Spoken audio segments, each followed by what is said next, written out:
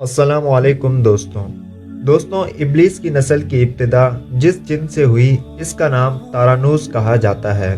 تارانوس ابلیس سے 1,44,000 سال قبل دنیا پہ موجود تھا۔ تارانوس کی نسل تیزی سے بڑھی کیونکہ ان پہ موت طاری نہیں ہوتی تھی اور نہ بیماری لگتی تھی۔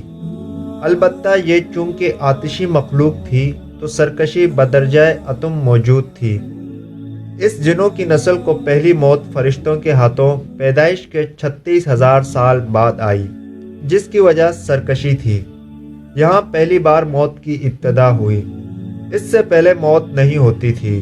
بعد میں چلپانیس نامی ایک نیک جن کو جنات کی ہدایت کا ذمہ سونپا گیا اور وہ ہی شاہ جنات قرار پائے۔ اس کے بعد ہاموس کو یہ ذمہ داری دی گئی۔ ہاموس کے دور میں چلیپا اور تبلیس کی پیدائش ہوئی۔ یہ دونوں اپنے وقت کے بے حد بہادر جنات تھے اور ان کی قوم نے چلیپا کو شاشین کا لقب اس کے شیر جیسے سر کی وجہ سے دیا۔ ان دونوں جنات کی وجہ سے ساری قوم کہنے لگ گئی کہ ہمیں اس وقت تک کوئی نہیں ہرا سکتا جب تک شاشین اور تبلیس ہمارے درمیان موجود ہیں۔ ان دونوں کی وجہ سے قوم کے جنات آسمان تک رسائی کرنے لگے اور تیسرے آسمان پر جا کر شرارت کر آتے تھے۔ ایسے میں حکم الہی سے فرشتوں نے ان پر حملہ کیا اور عبرتناک شکست دی۔ اسی دوران جب اسرائیل علیہ السلام کو ابلیس نے دیکھا تو سجدے میں گر گیا۔ ابلیس شروع سے ہی ایک نڈر اور ذہین بچہ تھا۔ اس میں باپ کی بہادری اور ماں کی مکاری کوٹ کوٹ کر بھری ہوئی تھی۔ اس نے ملائکہ کے ساتھ جا کر توبہ کا باقاعدہ اعلان کیا اور پھر فرشتوں سے فیض علم حاصل کرنے لگا۔ علم حاصل کرنے اور ریاضت کا یہ عالم تھا کہ پہلے آسمان پہ عابد، پھر دوسرے آسمان پر زاہد، اسی طرح تیسرے آسمان پر بلال، چوتھے آسمان پر والی، پانچویں آسمان پر تقی اور چھٹے آسمان پر قبازان کے نام سے مشہور ہوا۔ یہ وہ وقت تھا جب یہ فرشتوں کو سکھاتا تھا۔ ساتویں آسمان پہ ابلیس بقائے نور میں رہا۔ ہفت افلاک کے سب ملائکہ کا معلم قرار دیا گیا۔ یہاں تک پہنچ کر ابلیس نے اپنی عاجزی اور ریاضت کی انتہا کر دی۔ کم و بیش ابلیس نے 14,000 سال عرش کا طواف کیا۔ یہاں اس نے فرشتوں میں استاد سردار عزازیل کے نام سے شہرت پائی اور کم و بیش 30,000 سال مقربین فرشتوں کا استاد رہا۔ ابلیس کے درس و وعظ کی میعاد کم و بیش 20,000 سال ہے۔ فرشتوں کے ساتھ قیام کی مدت کم و بیش 80,000 سال۔ ابلیس کو حکم ہوا کہ داروغہ جنت رضوان کی معاونت کرو اور اہل جنت فرشتوں کو اپنے علم و فضل سے بہراور کرو۔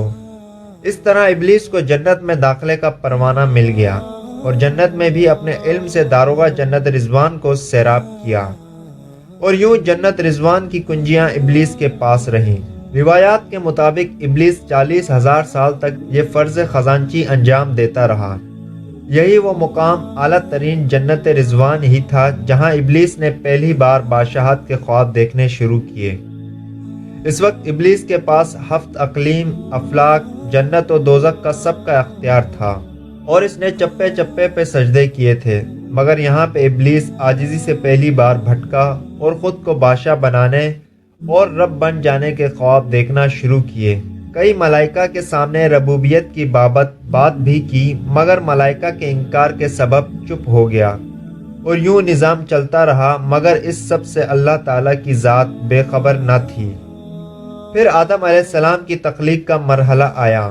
جیسے قرآن مجید میں واقعات بیان ہوئے ہیں، ابلیس آدم علیہ السلام کو جزو جزو مرحلہ وار مختلف اقسام کی مٹی سے تخلیق ہوتا دیکھتا رہا اور چپ رہا، مگر جیسے ہی اسے یہ معلوم ہوا کہ یہ آدم علیہ السلام اللہ تعالیٰ کا نائب ہے تو اس نے واویلا کیا، عبادات اور اطاعت کا واسطہ دیا، پھر طنز کیا کہ مجھ جتنی عبادت کس نے کی ہے، اور آدم علیہ السلام کو سجدہ کرنے سے انکاری ہوا۔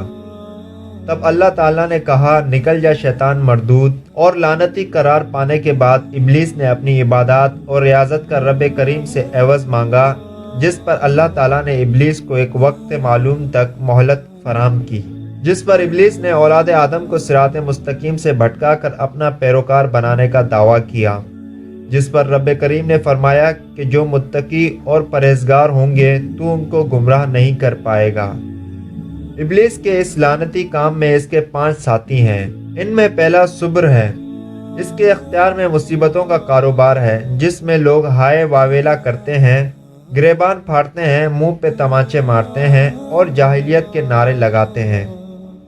دوسرا عور ہے، یہ لوگوں کو بدی کا مرتکب کرتا ہے اور بدی کو لوگوں پہ اچھا اور پسندیدہ کر کے دکھاتا ہے۔ تیسرا مصوت، یہ قذف، جھوٹ اور دروغ پہ معمور ہے جسے لوگ کان لگا کر سنیں۔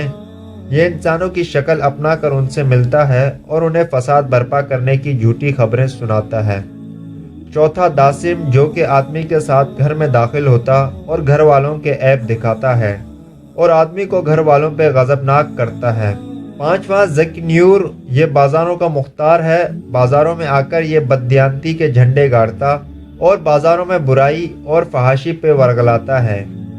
ابلیس کا آدم علیہ السلام کو سجدے سے انکار کا جذبہ حسد تھا کہ جس نے اسے مجبور کیا، میری جگہ آدم یعنی ایک خاک کو کیوں ملی۔ یہ اس کا جذبہ تکبر اور غرور تھا کہ میں اعلیٰ ہوں، اور اس ایک سجدے کے انکار کی بات نہیں تھی، بات اطاعت سے سرکشی کی تھی۔ ابلیس نے دل میں خود کو رب مان لیا تھا۔ اس شرک عظیم کی بدولت ابلیس تا قیامت رسوا و لعنتی ٹھہرا اور اولاد آدم کو بھٹکانے کے لیے آزاد قرار پایا۔ حاصل نتیجہ یہ ٹھہرا کہ رب کریم کو انسان کی عبادات، عاجزی، علم و دانش سے کچھ غرض نہیں۔ رب کریم صرف دیکھتا ہے کہ دل میں اطاعت و فرما برداری کتنی ہے۔ اسی بنیاد پہ تقویٰ اور پرہیزگاری کے درجے قرار پاتے ہیں۔